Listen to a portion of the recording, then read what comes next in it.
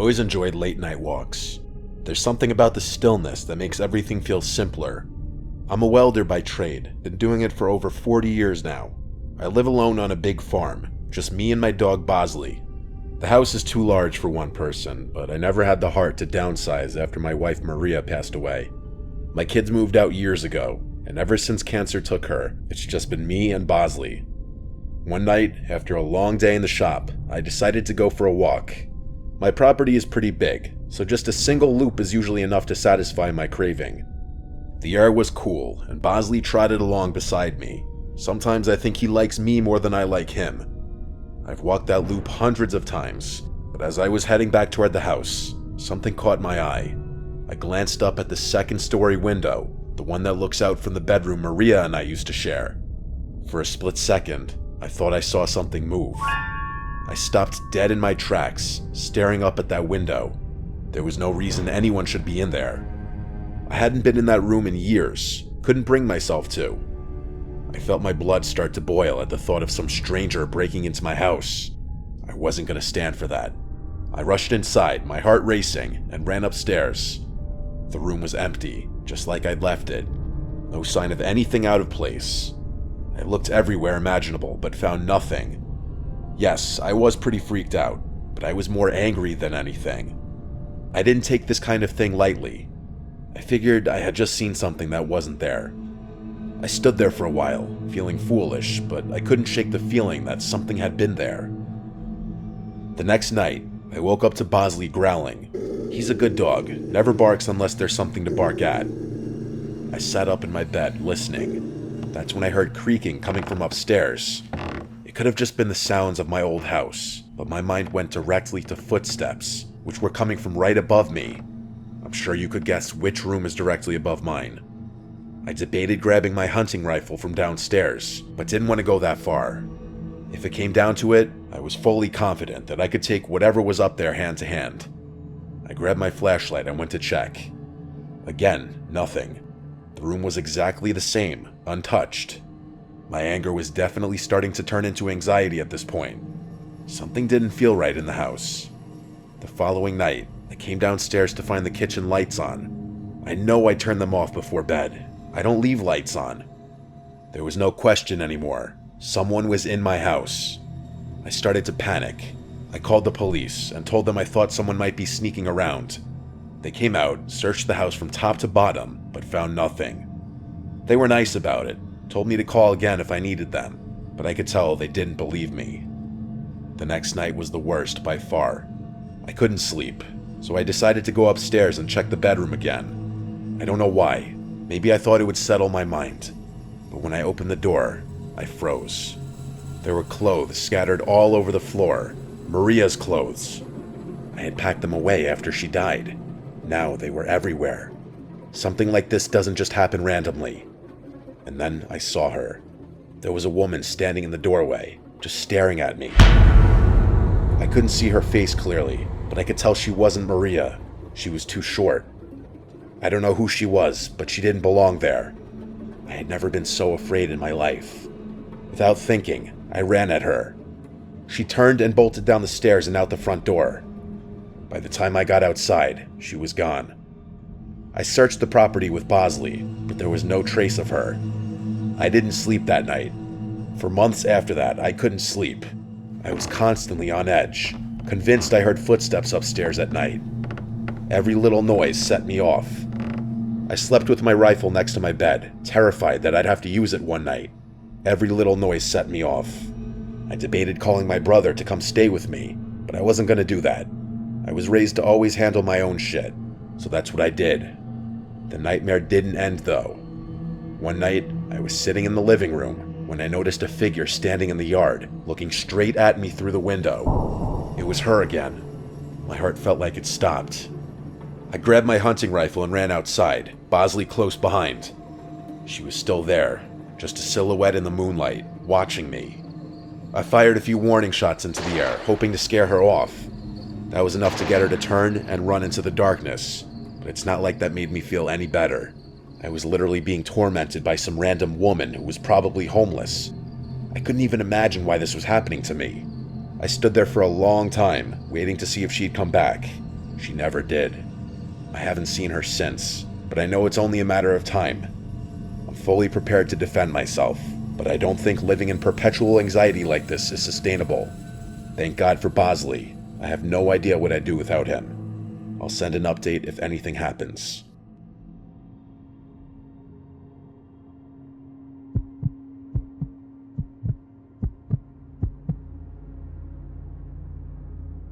I work for a catering service, which means I'm on the road a lot, usually late at night. I spend most of my time lugging stuff from place to place in this massive truck the company makes me drive. It's not the worst job in the world, but the hours suck, and it's not at all what I thought I'd be doing with my life. By the time I get home, I'm either so wired from caffeine that I can't sleep, or I pass out the second I hit the bed and stay that way for 12 hours. I was driving back home one night at like 2 a.m. It was nice to be driving my own car again. As I was approaching my house, I realized I had probably had one too many Red Bulls and there was no way I'd be able to sleep. On top of that, I hadn't eaten in hours and I was starving. There's a McDonald's right off the highway about 10 minutes from my house. It's usually my first choice when it comes to late night snacks since it's just so convenient. I'm not even one to gorge myself on fast food. I just occasionally get this weird craving that only a handful of fries can satisfy. It's obviously 24/7, and I figured some comfort food would be the perfect thing to help me wind down. I don't remember exactly what time it was, but it was definitely after 2 by the time I pulled into the drive-thru. There were a few cars ahead of me, which I was actually kind of surprised by. It's not like this McDonald's was a busy spot at 2 a.m. on a Tuesday. As I was sitting there impatiently, I found myself staring off into space, wondering what was taking so long. That's when I noticed something strange. There was an old, beat-up Volkswagen with its windows tinted backed into a spot in the very corner of the lot. The McDonald's itself was only accepting drive-thru orders at this hour, so it did make sense why there'd be a car in the lot. There were reserved spots on the other side for employees, so it couldn't have been one of them. I figured it was maybe just someone eating in their car, which it probably was. I myself did that from time to time, so I guess I couldn't judge. It was just an odd sight, to be completely honest. I got my food and started driving away. I didn't want to go home just yet, but I also didn't want to just sit there idling my car. I began racking my brain, trying to think of a good place to scarf down the food. I live in a pretty lush area, so there's honestly a lot of options, but I didn't want to beat around the bush too much considering how late it was. There's a massive nature preserve literally down the street from my house. It's situated on a mountain and is essentially just an enormous forest. The kicker is that there's a scenic lookout point at the peak with a view of the city. There's a road that loops around the perimeter of the preserve and will take you right to the peak, which is nice during the day. After the preserve closes, though, the road is inaccessible to cars, but still a convenient path to get to the peak without having to walk through any woods. I used to go there with my friends from high school all the time. It was kind of a default spot when we wanted to be outside. We'd hang out, talk, smoke, or just appreciate the view. I actually hadn't been there in a while because I was just so busy working all the time, so I figured going there would deliver a much-needed nostalgia rush. When I got to the preserve parking area, it was completely empty. I say parking area because it wasn't a traditional parking lot with spaces for cars, but rather a big patch of gravel that veered off from one of the roads that ran past the preserve's border.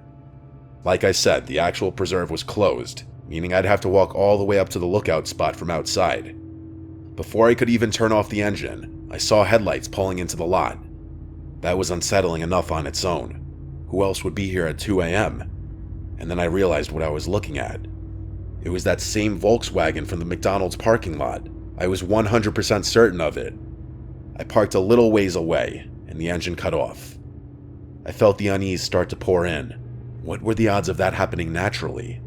Had they followed me? My window was partially rolled down, and as far as I could tell, there was no music coming from that car, or at least none that I could hear. After nothing happened for a good minute or so, my fear started to fade. They were probably doing the same thing I was, out for some fresh air or a smoke. It's a pretty popular spot for that kind of thing, but I was just so weirded out considering how late it was. I couldn't shake the feeling that something was off, even though I concluded that it was just one of those unexplainable coincidences. I sat there for a minute, debating if I should just go home. I didn't want to leave, but I didn't want to be alone either. I picked up my phone and FaceTimed one of my close friends who lived a few minutes away. I told myself that if he didn't pick up, I'd just eat my food in the car and drive home. He was actually awake though, which I was a little surprised by. He said he had been up writing a paper.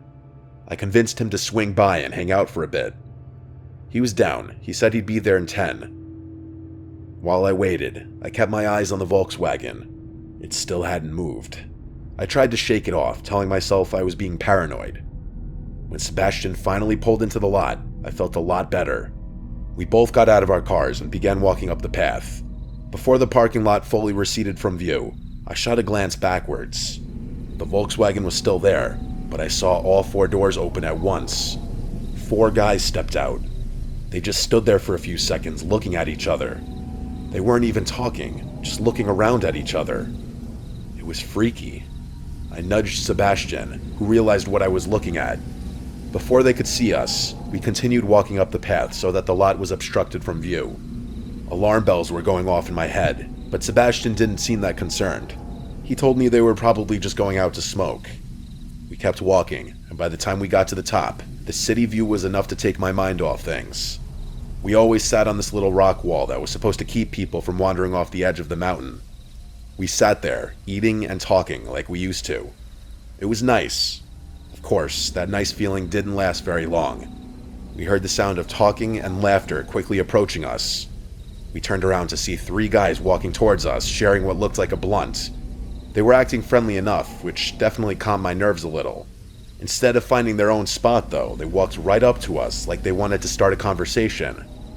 The guy in the blunt was covered in tattoos and had a nose ring. He honestly looked pretty intimidating. He flashed half a smile before asking us if we wanted to smoke. We both said no, and one of the other guys laughed and called us pussies, to which Sebastian scoffed at. My curiosity got the better of me, and I blurted out a question about what they were doing at McDonald's. The guy holding the blunt dropped his smile instantly and narrowed his eyes, like he was caught off guard by my question. His 2 friends did the same, staring at us with cold expressions. They didn't say anything for an uncomfortably long time. That's when I remembered that there had been 4 guys in that car, not 3. One of them was missing. At that point, I was fully prepared to run. I knew Sebastian was thinking the same thing. Finally, the ringleader told us that he worked nights and that he had just gotten off. He pulled his hoodie up to reveal a McDonald's uniform, I think because he knew we wouldn't have believed him otherwise. He then went on to say he came to the spot every day after work to smoke with his friends. While that definitely calmed me down a bit, something about this situation was terribly off. I could tell Sebastian felt the same. We decided it was time to go. As we started walking down the path, Sebastian stopped and pointed into the trees. I followed his gaze and saw the 4th guy, half hidden in the darkness. He was holding something, but I couldn't make out what it was. I felt my heart start racing. The moment he saw us looking, he started moving. That's when we ran. We bolted down the path, glancing back to see him chasing us with the 3 other guys close behind. My heart was pounding so hard I thought it would burst. I could hear their footsteps getting closer, but I didn't look back again. We finally made it to the parking lot, jumped into our cars, and floored it out of there. As I was speeding away, I could see those guys rushing to get in their car. I didn't feel comfortable driving home out of fear that I'd be leading them right to my house. I called Sebastian and told him we should meet back up on his street.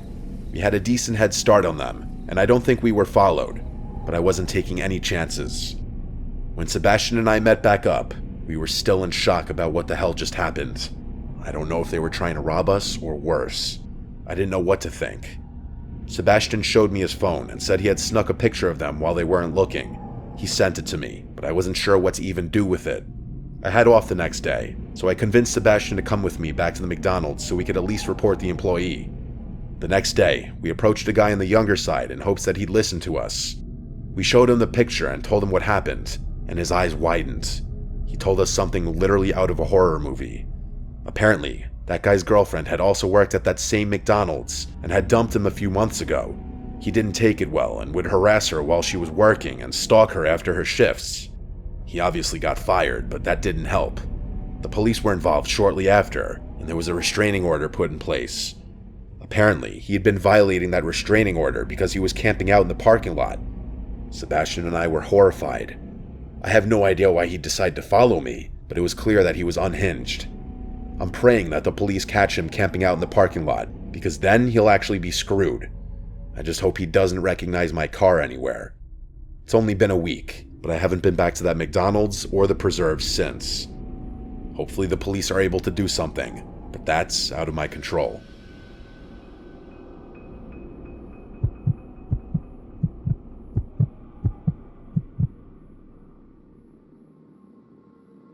Forgive me if I don't remember every detail of the story. It happened a while ago. I grew up in Ardmore, Pennsylvania. Not much goes on around here, so finding things to do can be a challenge. In high school, a few friends and I would sneak into and explore old, abandoned buildings. That's the sort of thing we did at that age. I didn't realize how popular that kind of stuff is until many years later. Apparently, lots of people like to explore abandoned buildings. Anyway, there was this abandoned church that we'd been to a couple of times before. It was in Narberth. I actually remember the exact address, 198 Elmwood Avenue. The place was creepy, but it was kind of our go-to spot for late-night thrills. One fall evening, a few of us decided to hit the church and drink a little inside. It was a chilly night, and the air had that crisp bite to it. There were 6 of us, me, Luna, Gina, Johnny, Max, and Allie. The church sat behind an 8-foot chain-link fence, which we had to climb to get in.